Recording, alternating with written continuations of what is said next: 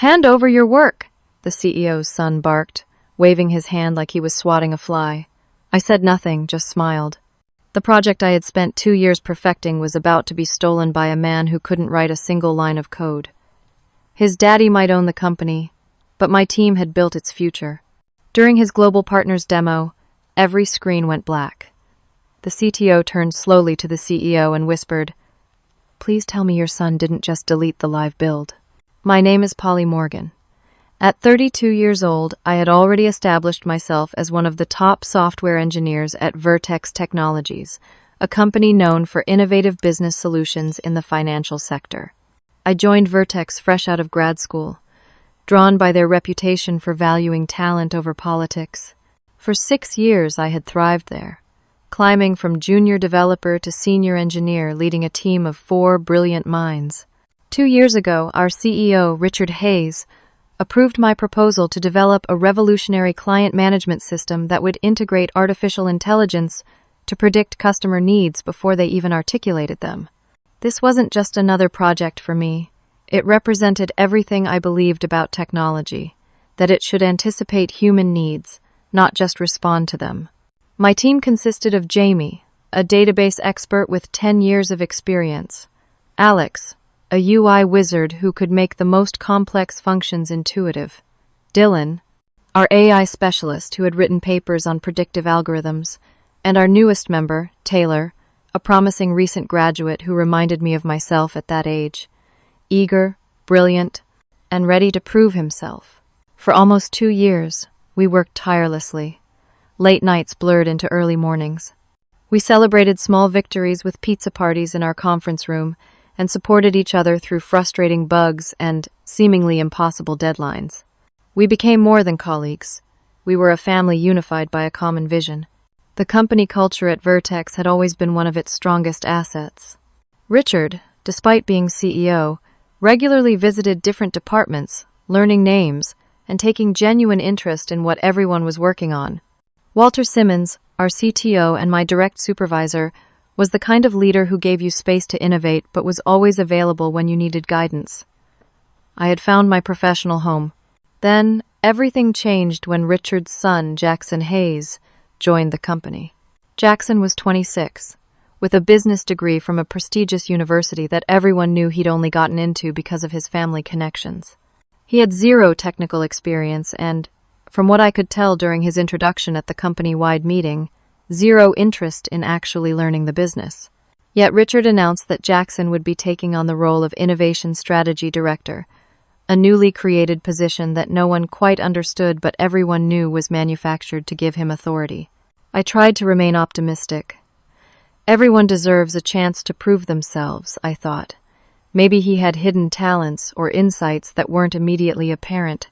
When Jackson was assigned to shadow different departments to learn the business from the ground up, I actually volunteered my team to go first. I genuinely wanted to help him understand what we did and why it mattered. The first few weeks seemed promising. Jackson asked questions about our processes, took notes during our sprint planning sessions, and even brought coffee for everyone one morning.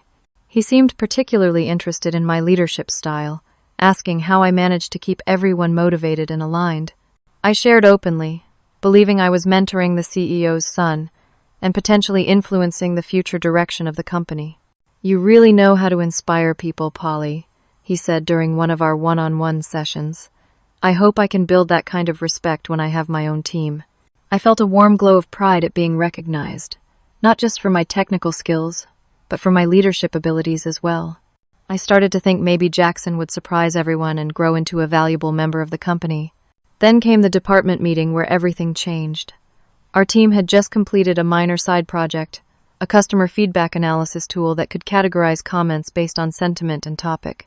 It wasn't revolutionary, but it was useful, and had been entirely Taylor's initiative with my guidance. I was about to present our findings when Jackson stood up instead. "I'd like to showcase a project I've been spearheading," he announced confidently. What followed was a presentation of our tool, with not a single mention of Taylor or any other team member's contribution. He presented technical details he clearly didn't understand, stumbling over terminology but covering it with confident smiles. When he finished, Walter looked impressed. This is excellent work, Jackson. Really shows initiative. I raised my hand, feeling my heartbeat quicken, but determined to set the record straight professionally. I'm glad you're excited about our team's tool, Jackson. Taylor actually developed this under my supervision, and I think he deserves recognition for his innovative approach. The room fell silent. Jackson's smile never faltered, but his eyes hardened. Actually, Polly, he said, his voice dripping with condescension, I conceptualized this project and provided the strategic direction. Taylor executed some of the coding. Yes, but under my guidance. I'm surprised you'd try to minimize my contribution in front of everyone. Is mentoring threatening to your sense of territory? I felt like I'd been slapped. Looking around the room, I saw confusion on some faces, discomfort on others. Richard, who rarely attended these meetings, but had chosen this one to observe his son, simply looked down at his notes. Walter, my advocate for years, shifted uncomfortably but said nothing. In that moment, I realized Jackson hadn't been learning from me at all. He'd been studying how to replace me. After the meeting, I retreated to my office, my hands shaking as I closed the door. Decades of being a woman in tech had taught me to pick my battles carefully. This wasn't just about credit for a small project. It was about establishing a precedent. If Jackson could claim our work now, what would stop him from taking credit for our major project when the time came? I scheduled a meeting with Jackson and our HR representative, Linda, hoping to address the issue professionally. When the time came, Linda arrived alone, apologetic. Jackson had an emergency meeting with his father, she explained, not meeting my eyes, but I'm happy to hear your concerns. I laid out what happened objectively, emphasizing the importance of proper attribution in our industry and how team morale could be affected if contributions weren't acknowledged. Linda nodded sympathetically throughout, but her response left me cold. While I understand your frustration, Polly, we need to consider the unique position Jackson is in. He's learning the business from multiple angles, and perhaps there was simply a misunderstanding about the nature of his involvement. It wasn't a misunderstanding, I insisted. He deliberately claimed credit for work he had no part in creating. She lowered her voice. Between us, it might be beneficial for your career to be more accommodating. Richard sees his son as the future of this company. The transition will be smoother for everyone if you can find ways to collaborate rather than compete. I left that meeting feeling more alone than I had in my entire career at Vertex. The message was clear. Jackson was untouchable, and I was expected to sacrifice my integrity and my team's recognition for his advancement. Over the next few weeks, Jackson's interference escalated. He began showing up uninvited to our sprint reviews, questioning decisions that had already been approved, and suggesting unnecessary changes that would set us back weeks. I think we should pivot to a more visually focused interface, he announced during one meeting, despite the fact that our system was primarily designed for data analysis where visual clutter would be counterproductive. When I tried to explain this, he cut me off. Users respond to visual stimuli. That's marketing 101, Polly. We need to give this dinosaur a modern look. This dinosaur, as he called it, was a carefully engineered system designed based on 6 months of user research and testing. Then he began changing our project timelines without consultation. Critical deadlines were suddenly moved up, while user testing phases were shortened or eliminated entirely. We need to be agile, he would say, misusing the term entirely. Market conditions won't wait for perfectionism. The stress began to take its toll on my team.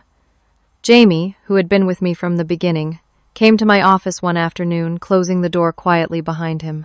Polly, I've accepted an offer at Meridian Systems, he said, unable to meet my eyes. I wanted you to hear it from me first.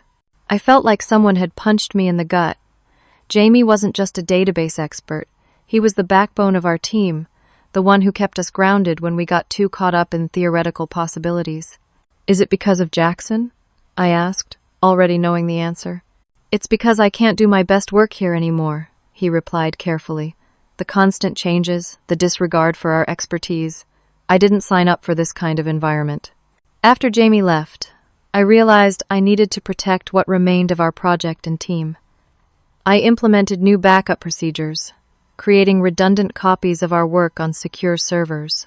I began documenting every interaction with Jackson, every unauthorized change, every instance of interference. It wasn't paranoia if someone was actually out to get you. I also started holding brief team meetings before and after any interaction with Jackson, ensuring we presented a united front and had a clear understanding of what was actually decided versus what he might claim later. Despite these precautions, I sensed something was off with Taylor. Our once enthusiastic new recruit had become withdrawn, often working alone and jumping nervously whenever I approached his desk. One evening, I stayed late, hoping to finish reviewing some code before a morning meeting. As I passed by the conference room, I heard voices, Jackson and Taylor. "She's threatened by you. That's why she keeps shooting down your ideas," Jackson was saying. "I've seen it before. Senior developers who can't handle fresh talent." "But Polly's always been supportive," Taylor replied, though his voice held doubt. "To your face? Sure. But I've been in meetings with the executive team. They're concerned about her territorial behavior, her resistance to change. Look, I'm trying to help you here. I see your potential even if she doesn't." I stood frozen, unable to believe what I was hearing. Jackson was deliberately driving a wedge between me and my team member. "What exactly do you need?" Taylor asked after a pause. "Just administrative access to your repositories. I need to show my father and the board what's really happening with this project. If things go the way I think they will, there's going to be a leadership restructuring soon. I'd like to have you positioned advantageously when that happens." That's when I knew I wasn't just dealing with an entitled nepotism case. Jackson was actively working to sabotage me and take control of our project. The next day, I asked Taylor to join me for coffee outside the office. Away from the corporate walls, his demeanor changed. He looked guilty, fidgeting with his cup. "I know Jackson's been talking to you," I said gently. "And I know he asked for admin access to our repositories." Taylor's eyes widened in panic. "Polly, I'm not angry with you," I assured him. "But I need to understand what's happening." The story spilled out of him then. Jackson had been meeting individually with each team member, telling them different stories.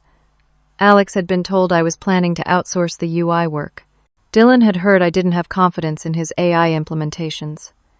Each story was crafted to the individual's insecurities. "He promised me a promotion," Taylor admitted, shame coloring his face. "Said you were holding me back and that he was building a new innovation division. He said I could lead my own team if I helped him fix the leadership problems in the department." I felt sick, but kept my expression neutral.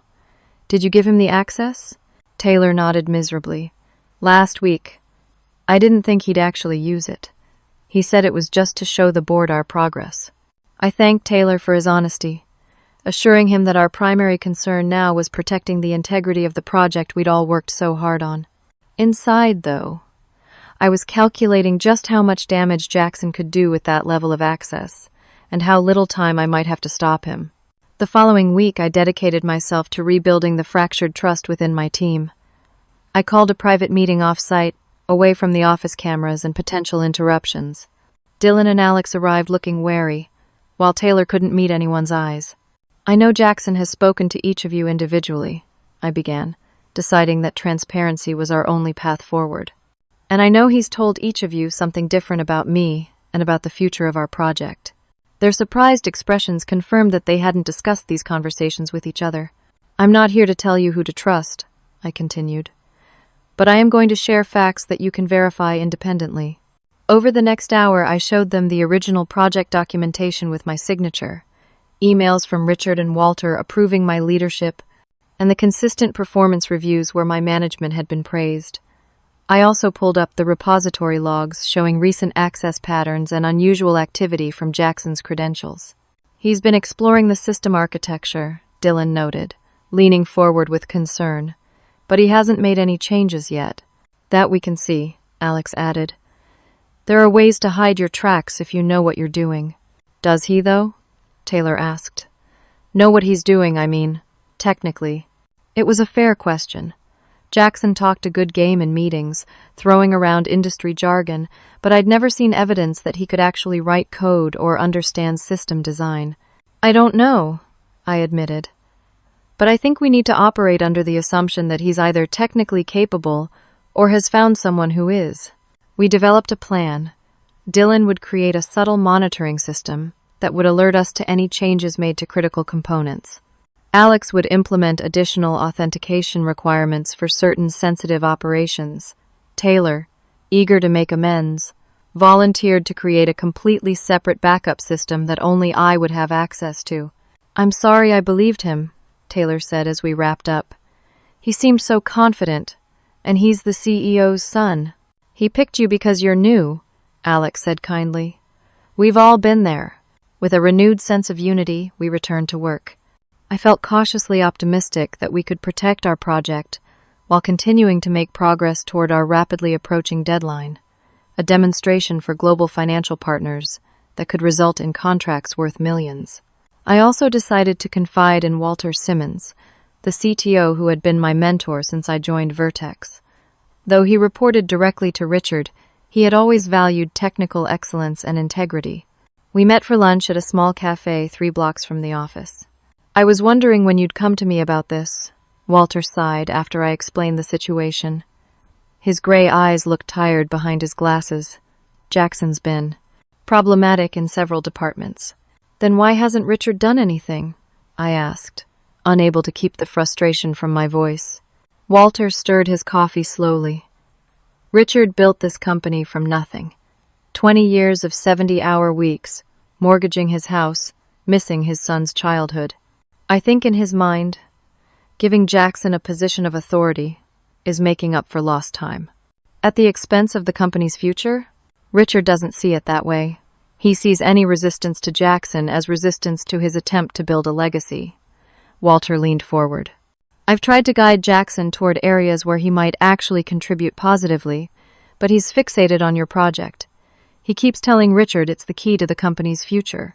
"It could be," I admitted. "That's why we've been working so hard on it." "My advice?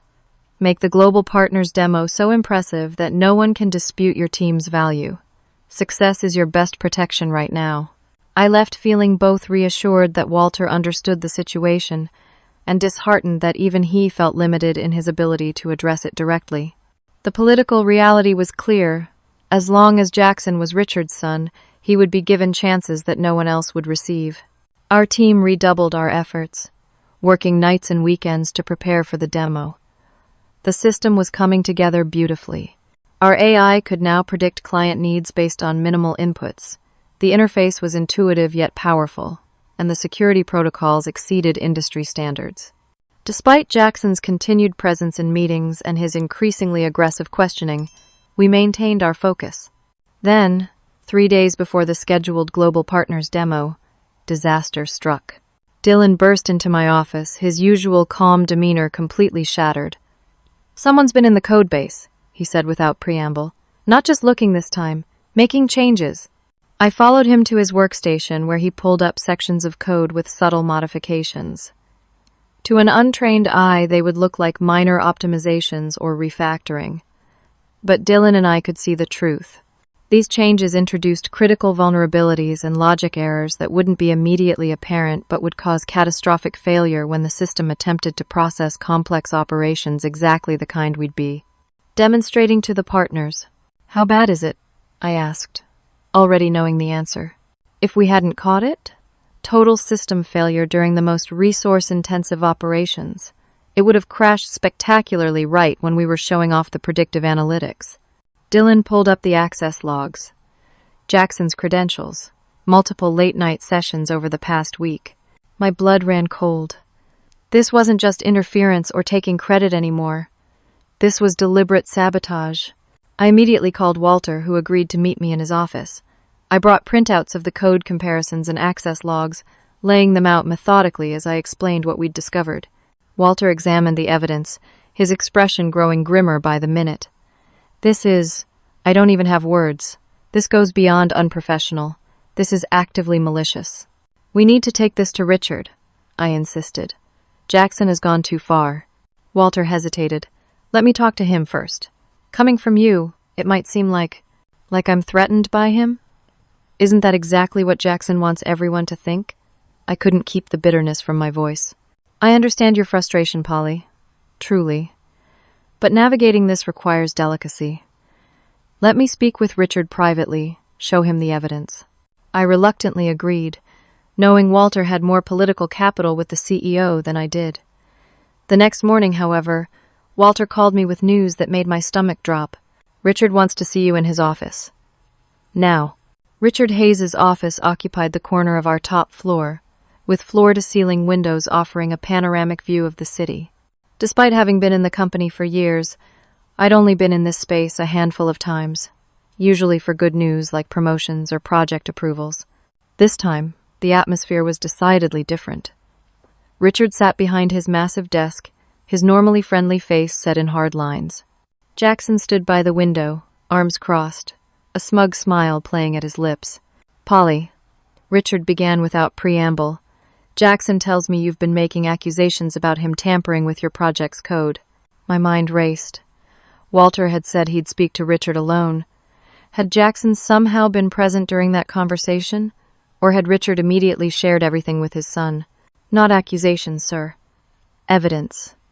We have logs showing."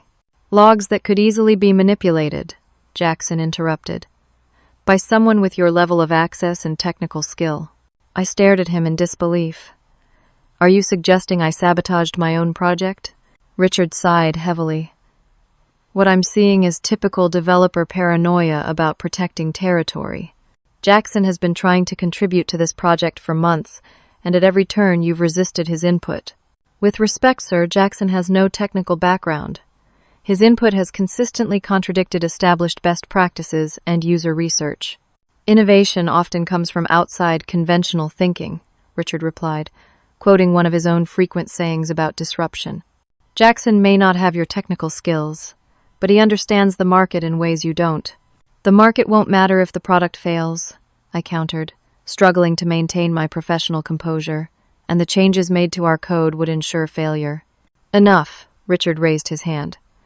"I won't have this kind of divisiveness so close to a critical demonstration. Fix whatever issues exist in the code and prepare for the demo as scheduled. After that, we can discuss reorganization of the project team." The threat was clear.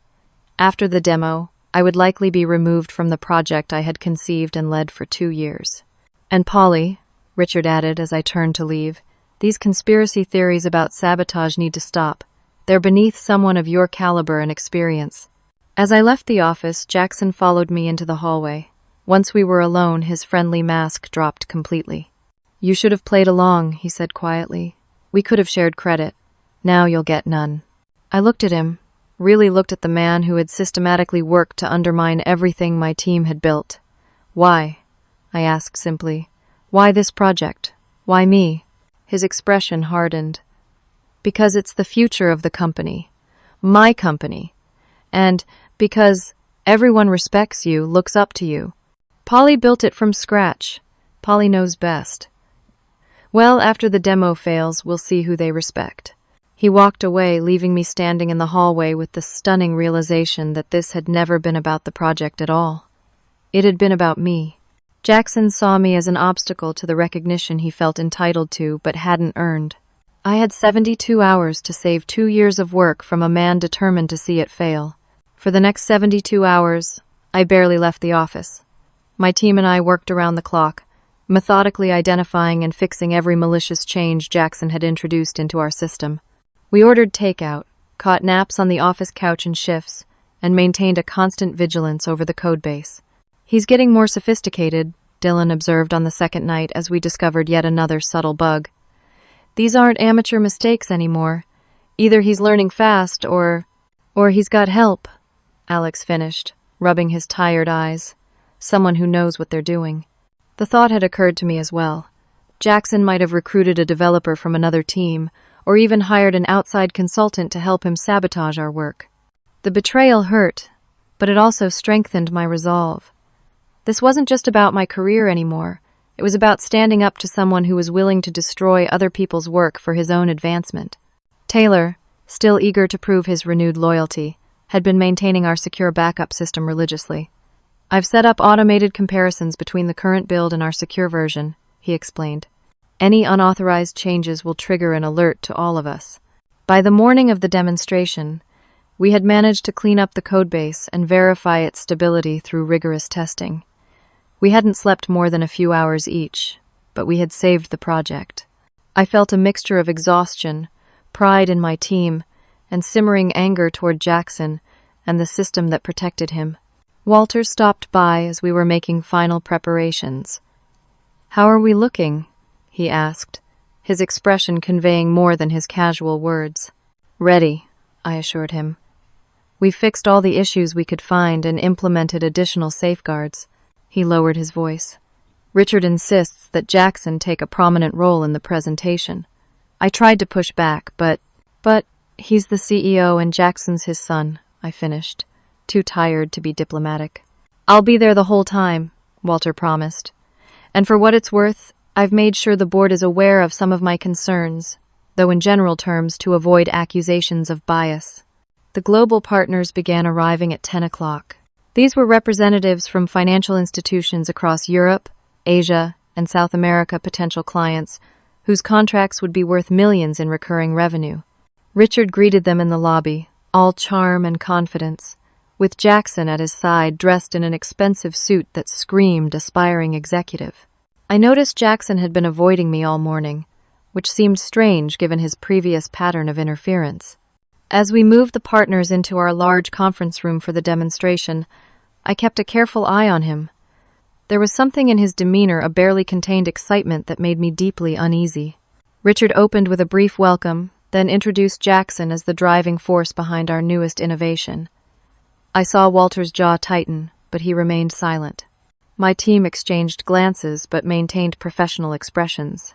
"Before we begin the technical demonstration," Jackson announced, "I'd like to share our vision for how this system will transform client relationships across the financial sector." What followed was a surprisingly articulate overview of exactly the vision I had outlined in my original proposal 2 years ago. Jackson had clearly studied my documentation thoroughly, presenting my ideas as if they had sprung fully formed from his own mind. Several partners nodded appreciatively. One even took notes. I felt a hollow ache in my chest, watching 2 years of my innovative thinking being claimed by someone else without a moment's hesitation. "And now," Jackson continued smoothly, "I'd like to demonstrate how the system functions in real time. Polly Morgan, one of our senior developers, will assist me with the technical aspects." One of our senior developers. Not the project lead, not the architect of the entire system. I swallowed my pride and moved to the front of the room, bringing up the main interface on the large display screen. "Perhaps you could log in and set up the demonstration data, Polly," Jackson said with a condescending smile. I complied, entering my credentials and navigating to our test environment. Everything looked normal so far. I pulled up our demonstration dashboard, which showed simulated client data and predictive insights. As you can see, Jackson began explaining features he barely understood, occasionally stumbling over technical terms but covering his errors with confident hand gestures and rapid transitions to new topics. I was about to run our first demonstration scenario when I noticed Jackson reaching for the keyboard. "I'll take it from here," he said quietly, but with an undercurrent of command in his voice. "I need to execute the sequence in the correct order," I whispered back, aware of the partners watching our interaction. "Hand over your work," Jackson said, louder this time. "I think I can manage to click a few buttons." The partners shifted uncomfortably.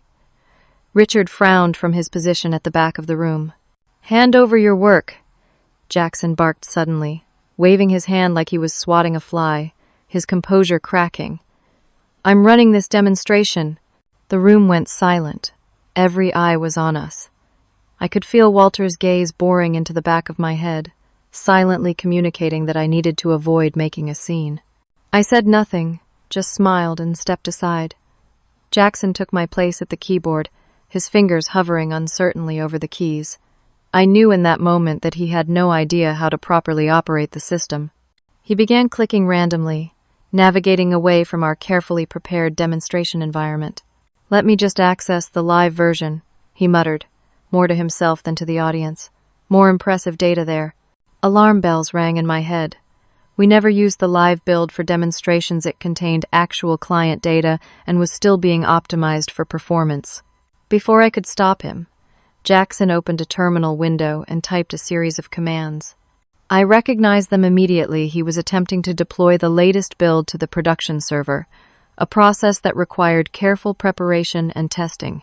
Jackson, I said urgently, that's not the correct procedure for— I think I know what I'm doing, he snapped, hitting enter with flourish. For a moment, nothing happened. Then, one by one, every screen in the room went black. The main display, the monitoring dashboards, even the small status screen by the door that showed our server health, all dead. The silence in the room was absolute. Then Walter, who had moved to stand beside Richard, turned slowly to the CEO and whispered loudly enough for everyone to hear, "Please tell me your son didn't just delete the live build." Jackson's face drained of color. He stabbed frantically at the keyboard, but the system was unresponsive. "There must be a power issue," he said, his voice rising in panic. "Or a network problem." The partners began murmuring among themselves. One checked his watch pointedly. Richard stepped forward, his face a mask of professional concern that couldn't quite hide his fury. "It seems we're experiencing some technical difficulties. Perhaps we could take a short break while our team resolves the issue." As the partners filed out for the promised refreshments, Richard grabbed Jackson's arm and pulled him aside. Their heated whispers carried across the now empty room. "What did you do?" "After Jamie left, I realized I needed to protect what remained of our project and team. I implemented new backup procedures, creating redundant copies of our work on secure servers. I began documenting every interaction with Jackson, every unauthorized change, every instance of interference. It wasn't paranoia if someone was actually out to get you." "Don't," Richard hissed. "Just don't. I saw what you typed. Where did you even learn those commands?" "I've been studying," Jackson protested. "I wanted to show everyone the real system, not some watered-down demo." "Nothing. It must be a sabotage, Polly probably." "Without seeing the server status, I can't be certain," I replied. "But based on the commands he entered, he may have initiated a purge of the current build before deploying an update that doesn't exist." Walter closed his eyes briefly. "Can you fix it?" I thought of Taylor's secure backup, the one only I had access to. "Yes, I need 5 minutes." "You've got 3, Walter said. "I'll stall the partners." Richard turned to me, his face red with barely controlled anger. "Polly, fix this. Now." Jackson stepped forward. "She caused this. She's been trying to undermine me from the beginning." That's when I made a decision that would change everything.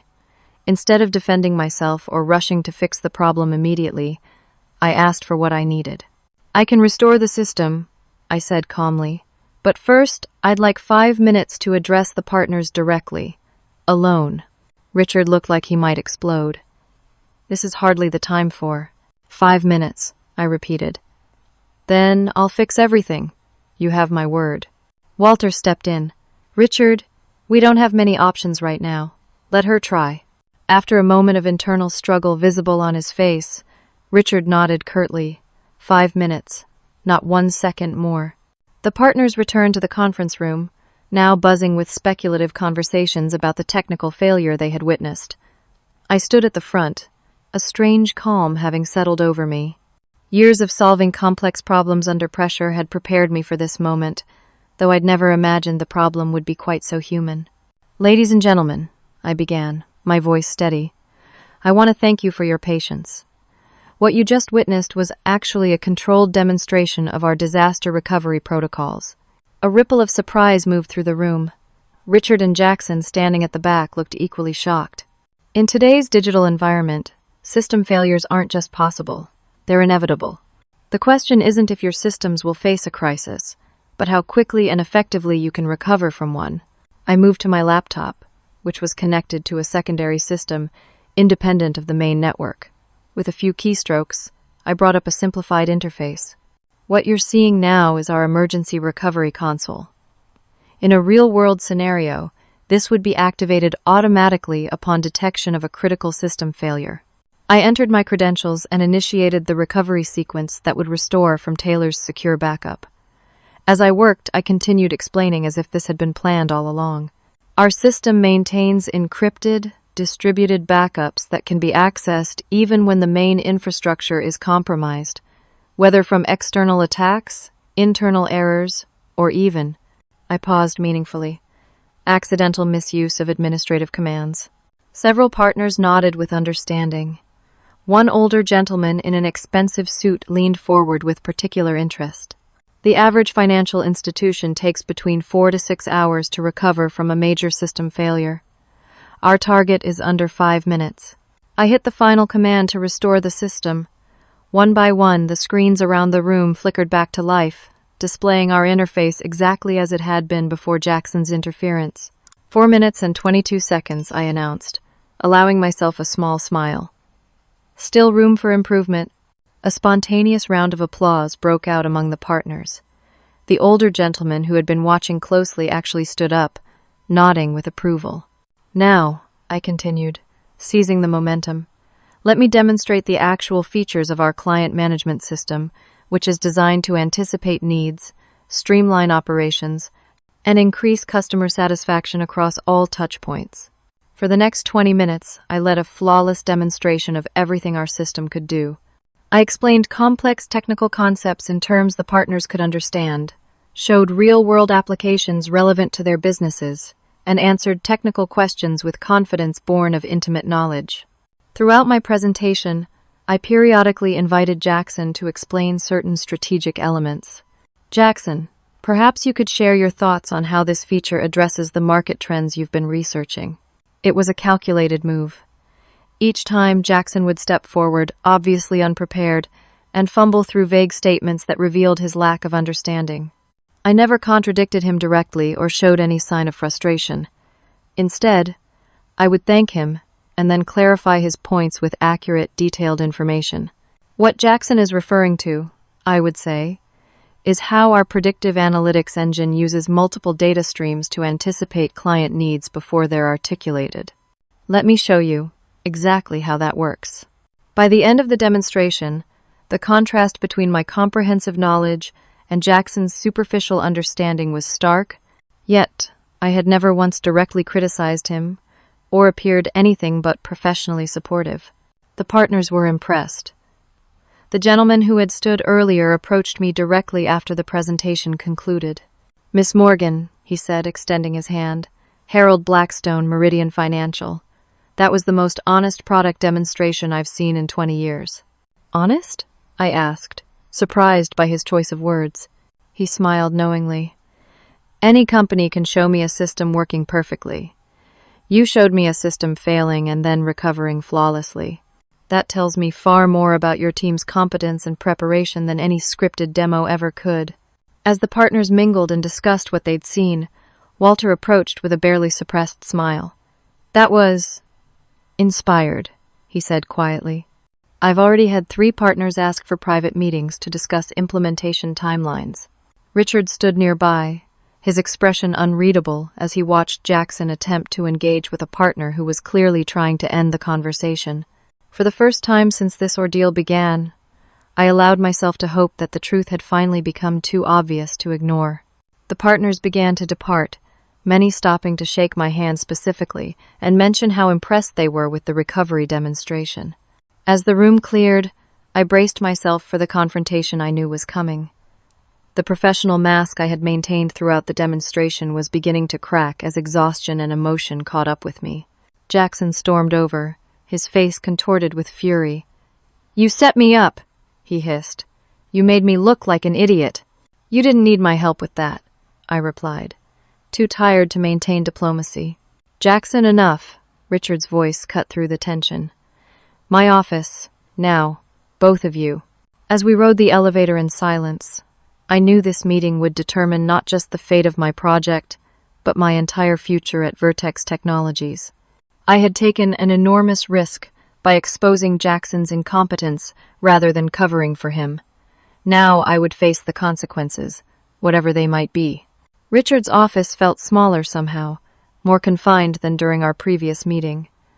Perhaps it was the tension that seemed to fill every available space. Jackson paced near the window, shooting venomous glances in my direction. Richard sat behind his desk, fingers steepled, expression grave. "Explain to me," he began, his voice dangerously controlled. Exactly what happened in that demonstration. Before I could speak, Jackson jumped in. She sabotaged me! She set up the system to fail when I touched it, making me look incompetent in front of every major partner. That's not true, I said calmly. The system responded exactly as it would to the commands you entered. You attempted to purge the live build without proper authorization or procedure. I was trying to show the real system, not some dumbed-down version. The dumbed-down version, as you call it, I countered, was specifically designed for demonstrations. The live system contains actual client data that were legally prohibited from displaying to third parties. Richard held up a hand to silence us both. Polly, while I appreciate your quick thinking in salvaging the demonstration, the way you handled it publicly humiliated my son. With all due respect, sir, I did nothing of the sort. I never criticized Jackson or suggested he caused the system failure. I presented it as a planned demonstration of our recovery capabilities and gave him multiple opportunities to contribute meaningfully. Opportunities to fail, you mean? Jackson spat, asking me technical questions you knew I couldn't answer. Questions about the strategic direction you claim to have provided for the project, I replied evenly. If you're going to take credit for the vision, you should be able to articulate it. Richard's jaw tightened. This has gone far enough. Jackson is family, and while I understand there have been growing pains with his integration into the company, I will not tolerate this level of disrespect. I took a deep breath, knowing what I was about to do might end my career at Vertex, but unable to remain silent any longer. I have something to show both of you. I opened my laptop and pulled up the documentation I had been meticulously gathering for weeks. These are access logs showing Jackson's credentials being used to make unauthorized changes to our codebase. These are before and after comparisons of those changes, demonstrating that they would have caused catastrophic failure during any intensive operations. I clicked through to another folder. These are recordings of team meetings where Jackson claimed credit for work he did not do. Here are emails from team members expressing concerns about his interference. And here are timestamps showing that he accessed the system late at night, when no one else was present, to make these detrimental changes. Richard's expression shifted as I methodically laid out the evidence. His eyes darted between the screen and his son, who had gone pale.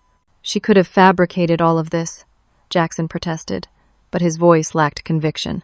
The logs are generated by our security system and are immutable, I explained. They're designed specifically to prevent fabrication, even by system administrators. I turned to another set of files. These are testimonials from current and former team members documenting specific instances of interference and credit theft. Jamie Lewis, who left the company last month, was willing to go on record about why he really departed. Richard was silent for a long moment, absorbing the weight of evidence before him. "Why didn't you bring this to me sooner?" he finally asked, his voice softer than before. "I tried," I reminded him. But Jackson had already convinced you that I was threatened by him and trying to undermine his position. A knock at the door interrupted us. Walter entered without waiting for a response, and behind him came two men and a woman in formal business attire whom I recognized from company events but had never directly worked with. "I'm sorry to interrupt," Walter said, though he didn't look sorry at all, but the board members asked to be present for this discussion. "This is an internal department matter," Richard began, but the older woman stepped forward. "I'm afraid not, Richard. This involves governance issues that fall under board oversight." Jackson looked between them in confusion. "What is this? Some kind of ambush?" The older woman, whom I now remembered was Dr. Patricia Winters, the head of our board, regarded Jackson with cool assessment. After the nepotism issues with the previous CFO nearly bankrupted the company 3 years ago, the board implemented a shadow observation protocol for any family hires in executive positions. "Shadow observation?" Richard repeated, looking as confused as his son. Dr. Winters nodded. "Independent monitoring of all system access, communications, and key meetings. We wanted to ensure that family connections didn't override merit or proper corporate governance." Walter stepped forward. "We've been independently documenting everything, Richard. The board has complete records of Jackson's activities since he joined the company." "You've been spying on me?" Jackson's voice rose in indignation. "We've been protecting the company," one of the male board members corrected. a company that employs over 400 people whose livelihoods depend on sound management decisions. Dr. Winters turned to Richard, her expression softening slightly. We understand your desire to bring your son into the business, Richard, but the manner in which it's been done has created significant risks, both to our intellectual property and to our client relationships. The reality of the situation seemed to hit Richard all at once. His shoulders sagged, and for the first time since I'd known him, he looked his age. What are you suggesting? The board is unanimous, Dr. Winters replied. Jackson needs to be removed from his position immediately. The only question is whether you'll support that decision or if we'll need to take more formal action. Jackson looked at his father, desperation in his eyes. Dad, you can't let them do this. It's your company. It's a publicly traded company, Walter corrected gently, with responsibilities to shareholders, employees, and clients. Richard was silent for a long moment, the conflict visible on his face. When he finally spoke, his voice was heavy with resignation. What happens after he's removed? That's up to you, Dr. Winters said. We're not opposed to family involvement in principle, only to unqualified appointments to positions of authority. If Jackson wants to earn a legitimate place in this company, he'll need to start at an appropriate entry-level position and demonstrate his value like any other employee. Jackson's face flushed with anger. This is ridiculous. I'm not starting at the bottom like some intern. Then you won't be working at Vertex, Richard said, the words clearly painful for him to speak. The board is right, son. I made a mistake trying to fast-track you into leadership. I thought I was helping you, but I've only set you up for failure. The meeting continued for another hour, working out the details of Jackson's departure and the public messaging around it. Throughout, I sat quietly, feeling both vindicated and unexpectedly sad. Despite everything Jackson had done, I took no pleasure in watching this painful family drama unfold. When the board members had gone, and only Richard, Walter, Jackson, and I remained, Richard turned to me. I owe you an apology, Polly. I should have listened when you first raised concerns. Thank you, sir, I said simply. The global partners were extremely impressed with how you handled today's situation. Several have already expressed interest in moving forward with contracts. He managed a weak smile. You saved more than just the demonstration today. Jackson remained by the window, staring out at the city, his back to us. The defeated slump of his shoulders made him look younger somehow, more vulnerable. What happens now? I asked. Walter answered. Your team will continue development with full recognition for your work. The partners want to move quickly, so we'll need to scale up resources to meet demand. And Jackson? I couldn't help asking. Richard looked at his son's back with sadness. That's between us to figure out, but he won't be interfering with your work anymore. As I gathered my things to leave, Jackson finally turned. His face was composed now, the anger replaced by something harder to read. You won. Congratulations.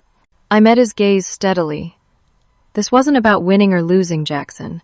It was about protecting something valuable that a lot of people worked very hard to create. I left them there, father and son, with a broken relationship to repair, if they could. As I walked back to my team to share the news, I felt not triumph, but relief, and a renewed appreciation for the power of truth meticulously documented. 6 months after the Global Partners demonstration, Vertex Technologies was a different company. The client management system my team had created was now being implemented at financial institutions across 3 continents, generating revenue that exceeded even our most optimistic projections. But the changes went far deeper than financial success. I sat in my new office, reviewing the quarterly progress reports. The glass walls offered a view of the expanded development floor where teams of engineers worked on various aspects of the system. My promotion to Director of Innovation had come with increased responsibilities, but also the authority to implement changes I'd long believed were necessary. A knock at my door drew my attention away from the reports. Walter stood there, smiling. Got a minute? For you? Always, I replied, gesturing to the chair opposite my desk. Walter had been my strongest advocate during the reorganization that followed Jackson's departure. When Richard, still dealing with the personal fallout of his son's removal, had suggested bringing in an outside executive to head up the innovation division, Walter had insisted I was the only logical choice. The European implementation is exceeding benchmarks, Walter said, scanning the report on my desk. Blackstone's team at Meridian Financial is particularly impressed. They've been great partners, I agreed. Their feedback has helped us refine the forecasting algorithms significantly. Walter nodded, then hesitated before continuing. Richard asked me to let you know that the new mentorship program has its first cohort starting next week.